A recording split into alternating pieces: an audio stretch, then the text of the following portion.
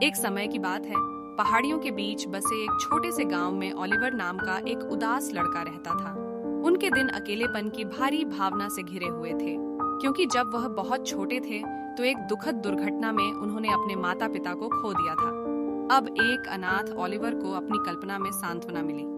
हर दिन वह प्रकृति की शरण की तलाश में खेतों में घूमता था।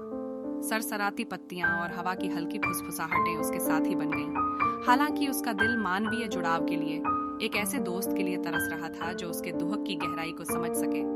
एक दिन जब ओलिवर एक शानदार ओक के पेड़ के नीचे बैठा था, उसके चेहरे से आंसू बह रहे थे। उसने देखा कि पास में एक घायल पक्षी लड़खड़ा रहा है।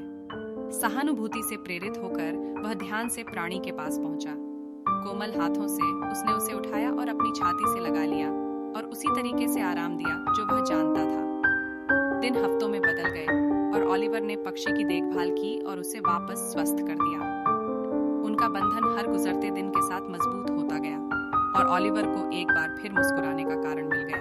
उन्होंने पक्षी का नाम सेराफ रखा, क्योंकि यह उनकी उजाड़ दुनिया में दिव्य प्रकाश की एक चिंगारी लेकर आया था। जैसे ही सेराफ ने अपनी ताकत वापस हासिल की, पक्षी के जीवंत पंख सूरज की रोशनी में चमक उठे, जिससे ओलिवर की आंखों में नई आशा झलक रही थी। सेराफ को अपने कंधे पर बैठाकर ओलिवर ने गांव की खोज शुरू की और उनके लचीलेपन और उपचार की कहानी साझा की। लोग इस मनमोहक जोड़ी की ओर आकर्षित हो गए। एक घायल प्राणी के साथ सहानुभूति रखने की ओलिवर की क्षमता ने उनके दिलों को छू लिया।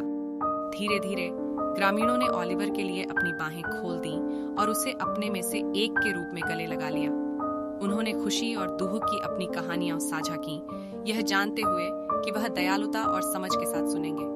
ओलिवर की उदासी करुणा में बदल गई और उसका अकेलापन सुबह की धुंध की तरह छंट गया। मित्रता, प्रेम और स्वीकृति के आलिंगन में वह प्रकाश की किरण बन गया, जिसने अपने आसपास के लोगों के जीवन को रोशन कर दिया। और इसलिए ओलिवर नाम के एक समय के उदास लड़के को न केवल अपनी कल्पना में, बल्कि उन लोगों के दिलों में भी सांत्वना मिली जो उससे प्यार करने लगे थे।